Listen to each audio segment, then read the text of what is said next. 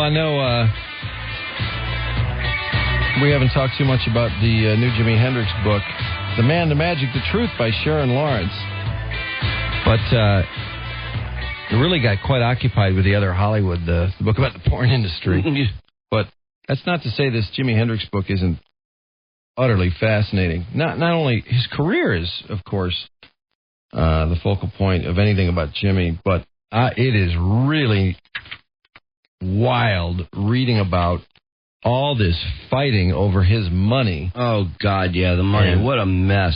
And having had Al Hendricks on the air so many times, it's really funny to read about Al. What's going on with Al behind the scenes? We just thought of him as this old man who, was Jimmy's dad and deserved respect for that and that alone. And he was a funny guy. He was nice. When we talked to him, he was usually pretty friendly. He never knew what was going on. No. I mean, you must have asked him about the Jimi Hendrix golf glove 5,000 times, and he never remembered the check. The golf glove. The infamous golf glove. But he seems so unaffected by his son's stardom. I mean, he was bowling once a week in a league. He bought a Mercedes station wagon, and he replaced some carpeting, and that's about all he did. Yeah, that was about $50 million. Yeah. And of course, it was the big fight because originally the money he was screwed on signed that crazy deal after his death, remember, where he ended up with hardly anything, and then they fought and got the fortune back. Mm-hmm. Well, it was Paul Allen, though, from Microsoft, who really stepped forward and thought, this is wrong, what's happened to the Hendrix family in terms of Jimmy's legacy, that they should be in control of this. Paul Allen brought all these lawyers out, and he was the one who led the fight. But once they won, it's funny, they talk about Al being in the catbird seat, Al usually with Janie Hendrix alongside. Now, Janie is not his blood sister. Right. She is a stepsister. Yes. I didn't realize. I thought she was a half-sister. She's not any blood to Jimmy. Right. But, that's what's funny about that. Because really, Jimmy was unique. I mean, it was the son of Al and Lucille. And, of course, the mother left early on, and then she died. And, of course, Jimmy always talked about seeing her in a vision and all that. Her family got nothing. Yeah. But Janie, it turns out, is in all the pictures when Al wins. She's posing with him about this great victory. Jimmy's music is back home where it belongs. They spoke of winning as though a judge and jury had made a momentous decision, which the bad guys had gone down in flames. There was much rhetoric about the legacy and how overjoyed Jimmy would be. Well, Jimmy did not want Jimi Hendrix to be in control of his music. Hell no. God, no. In fact, the legal wrangling continued after the settlements. Janie and her husband, Troy Wright, retained new lawyers to take action against Hendrix and Lewis, the firm that had provided more than 2 years of solid guidance in a difficult and unprecedented lawsuit. The Wrights, with Al's blessing, took issue with the size of the legal fees. The family, as they now like to be referred to in press releases, also took their time in repaying the loan from benefactor Paul Allen, who had made this victory possible. Paul Allen didn't see his money for a long time, even though they won, many, many times what the legal fees were. Free to profit from the music rights they had acquired, the Hendrixes made a better deal than the one originally agreed to. This time there'd be no outright purchase of Jimmy's music, but rather a licensing deal that was renewable once the advance was earned out. It was a great deal, worth $40 million for starters. Al Hendrix had virtually nothing to do with any of it, even though Al and Janie took all this credit for it. The old man could barely read, said an MCA record exec. He was a figurehead. His daughter paid through the nose for heavy-hitter record business attorneys to guide her through the deal. And then, it just gets worse and worse and worse. Janie starts taking control of everything with Al's blessing. Yeah, I remember when we would talk to Al, he would always say, hey, you better talk to Janie about that golf glove. I don't know what's going on with that. Well, I don't know about that. We told Al when Jimmy's music was featured on that the Camaro commercial. Yeah. He had no idea. You got to talk to Jimmy. Yeah, it's like, Al, did you see that Jimmy commercial? No. I love that song. I'd mess up the whole record. Yeah, if I could blow. Oh, yeah, very much so. Listen to this. Janie wanted to sanitize Jimmy's image. She had big ideas, and she wanted to take the sex, drugs, and rock and roll right out of Jimmy and turn him into this baby boomer type, this happy family. Mm-hmm. She bought up every photograph and negative she could find of him where he had a cigarette or smoke was coming out of his mouth and had the cigarette and the smoke airbrushed out. Really? Yes. You're kidding me. Oh, my God. Oh, wow. Meanwhile, her mother told friends and strangers that Janie used to be a sweet little girl. Now I'm ashamed of her. And that's because her siblings and her father never heard from her. She never did anything to help any of them. And meanwhile, she had nothing to do with Jimi Hendrix. She was born to Satoshi Jinka, who Al was having a fling with, I guess. And her older children never got to see Janie through all this period. She never did anything for them. And she had encouraged Janie to think of Al as her father when she married him because her father was gone. But the spin that came into play was that Janie and Al and Jimmy had been this happy family. There was nothing mentioned about Leon Hendrix, who had been a part of that family as well. Leon was just kind of airbrushed out of the family and all this.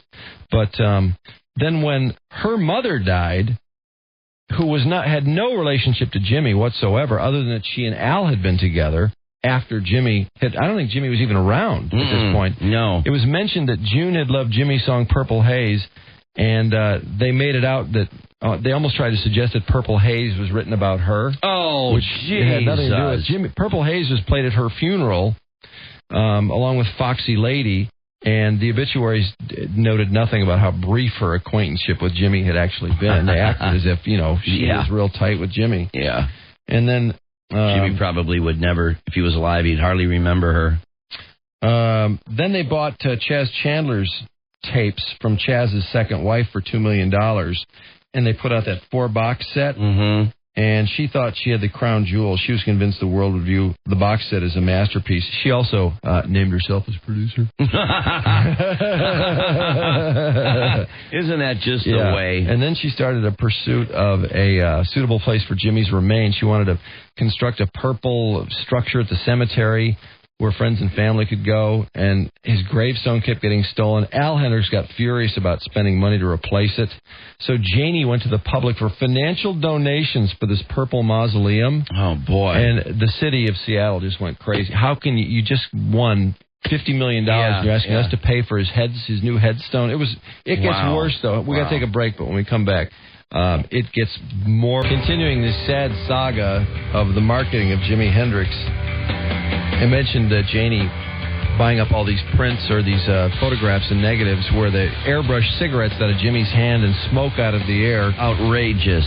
And Jimi Hendrix, not even a blood relative of Jimmy, although his stepsister at one time, relatives and former classmates, she showed up at the reunion, of course, in a limousine acting all big and bad. Boy. They noticed changes in her manner, her tone of voice, and her new sense that somehow she was a rare and special human being, a superstar. She listed her name as producer of Jimi Hendrix product emanating from her Experience Hendrix company, for which she paid herself a 6-figure fee. After her divorce from Troy Wright, Janie made a legal adjustment to the surname of her 4 sons. They were henceforth referred to as Hendrix Wright. Oh, my God.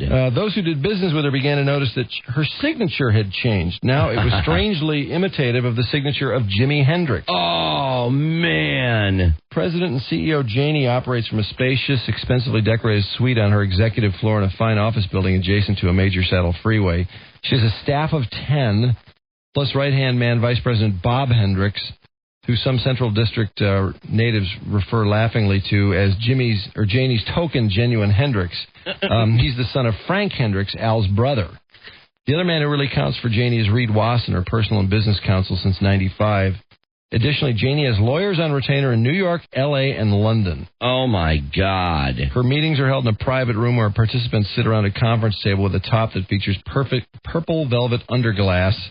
An array of photographs of Jimmy decorate the floor, along with carefully selected images of Al. Autographed celebrity photos are also part of the executive atmosphere.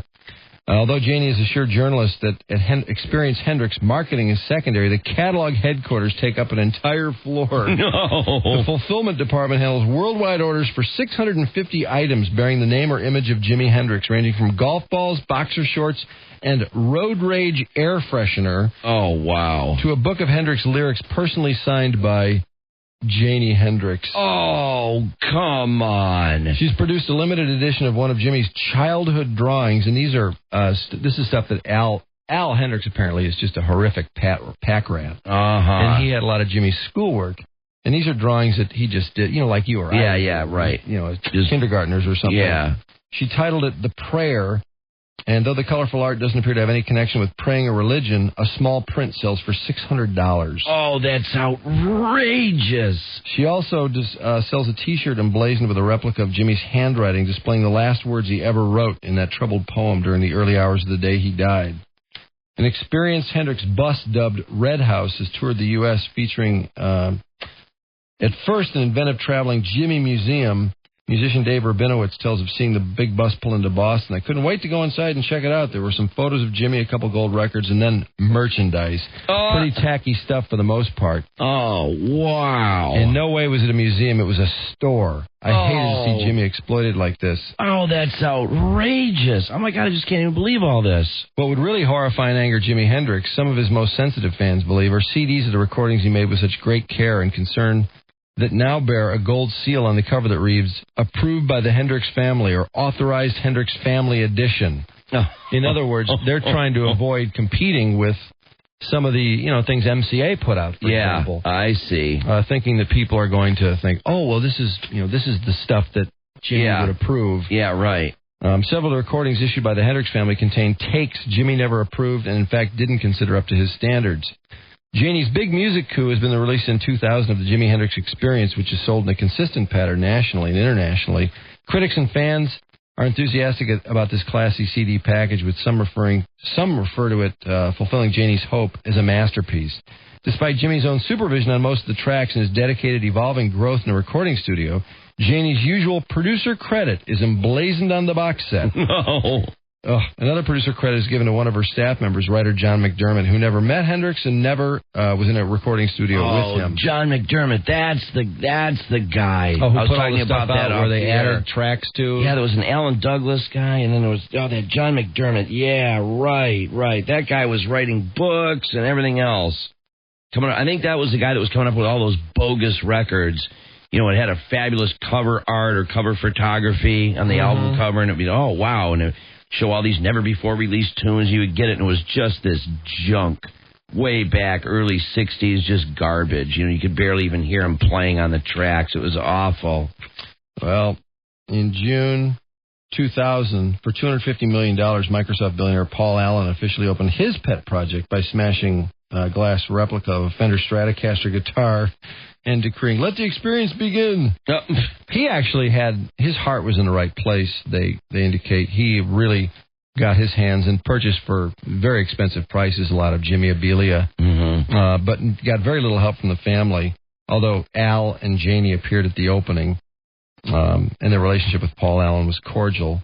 But the media, Janie employees, and many of the experienced music project staff knew she felt competitive with Paul Allen when it came to Jimi Hendrix. Despite the huge financial favor Allen had done Janie and Al in the lawsuit days, when they didn't have any of the rights to anything, Paul Allen put forth millions of dollars to help them get it back. Janie refused to loan Allen any of the motley assortment of Jimi's childhood artifacts that Al had kept stuffed in boxes and folders, along with various other remainders and reminders of the numerous moves he'd made through the years. My dad never gets rid of anything, Jimi's brother Leon told the author years back. He's a pack rat. He keeps all kinds of junk. Luckily, he did keep Jimi's things from growing up. Al did, however, sell several items of clothing Jimi had worn during his fame to eager collectors. When the public was finally allowed entrance, one fellow declared the building's experience calls to mind a squashed soft drink can. On the downside is the $19.95 ticket price for entry. Most Seattle residents, especially from the Central District, have never entered. Too rich for our blood, a group of 14-year-old African-American boys told me. $20 is hard to come by. Then, in August of 2002, Leon Hendrix filed a lawsuit in Seattle alleging he'd been denied his rightful inheritance by his father and that Janie used undue influence in overseeing Al Hendrix's will and living trust, signed by Al while a videographer captured the event. He apparently worked up some new will with Janie after that. Lance Lossie, one of several attorneys representing Leon, stated, we believe that had Al been in full possession of his faculties, he would not have disinherited Leon as he appeared to do. The bottom line is we believe this will is more the will of Janie than it is the will of Al. Leon's only bequest from Al Hendricks was a gold record to be selected by Janie. And Leon is a blood brother of Jimi Hendrix. Right. He's Al's son. Yeah. And he's the one where there's only God, it's hard to even find a photograph of the two together. I've only seen one, really. It's like they're playing a little game of football. It's on that white record where there's an illustration of Jimmy sitting on a stool with a 12-string guitar. Experience Hendricks says this is the latest attempt of Leon to capitalize on Jimmy's fame and legacy. Boy, what a joke that is. Man. As if they never did that. After Al and Janie began rolling in dollars from licensing Jimmy to MCA in a deal worth many millions, Al was generous with his family while ignoring Jimmy's mother's family. Lucille's sister and her kids broke. Never got any help. Janie continued to snipe publicly at Leon and again claimed Leon was not the natural son of Al Hendricks. She took shots, which is funny since she's not even a blood relative of Jimmy. She took shots at the troubled lifestyle of the late Lucille Jeter Hendricks. Whatever the truth, Al Hendricks often spoke of Leon as his own son, including in previous wills. Boy, Leon really lost out in this deal. Boy. Leon did not fare well under the shadow of his famous brother. Several years after Jimmy's death, he became a druggie. He went through a lot of ups and downs. At one junction, Leon seemed to be following his father's early path, working at odd jobs. A sometimes friend of Leon told me there used to be a joke. Want to meet Jimi Hendrix's brother? Just order a pizza. Leon is a pizza delivery guy. Oh, jeez. Oh, that's brutal. Leon fathered 6 children. Oh, boy. Yeah. But his family life was disrupted when his drug problems escalated to the point he went to prison. Oh, God. In the 90s, Leon pulled himself together, entered rehab, and started taking guitar lessons. What a joke. I love Too late, music. my man. Too late. I work late. at it every day, practicing and writing songs. I've been clean and sober for 6 years. I've always had a strong creative force inside me from the time I was a little kid. Oh, right. Listen to my tapes. Please, listen to my tapes. Now, he told us to listen to his tapes, and he never sent the damn thing. No, he never did. That guy was so out of it. Yeah, we had about a 5-minute discussion with Leon Hendricks. Yeah. And it went about as we thought. Yeah. What a sad story, though. God. Yeah, really. Evil sister, stepsister. And the terrible thing is, at the time of his death, it was so awful because there were so many lawsuits and, some of it stemmed way back from where Jimmy had signed record deals, on a napkin with somebody, to be a manager or what have you. And all these things were coming back at him. Some of these record labels screaming that they deserved, all the money from the first or second record and that sort of thing. And I guess he was really, really depressed and really in a valley at the time of his death with all of these troubles. There was money being farmed out to some of these banks and some of these weird countries and out in the Bahamas. And a lot of that money was unaccounted for and vanished after he died as well. And now all this with Jimi Hendrix on top of everything else. Jeez, man. Ed wanted to know what book we were talking about this morning. It's called The Other Hollywood. That's the book about the porn industry. Boy, that's a great book. That's amazing how many things are in that crazy book. Yeah. Just can't believe it. All this stuff. And I just can't believe how many times Hollywood crosses over to the porn world. Paulie's website is shut down? Yeah, that guy, his boyfriend's website is inaccessible now. No. Pollywad? I think it got flooded. Ooh, no kidding. Yeah, and I'm afraid what people might have, typed in the guest book. Oh, shoot. Oh, God. Oh, I bet it was brutal. God. Here's somebody who wants us to call Pollywad more regularly. They really enjoyed him. Yeah, they really like that guy. I don't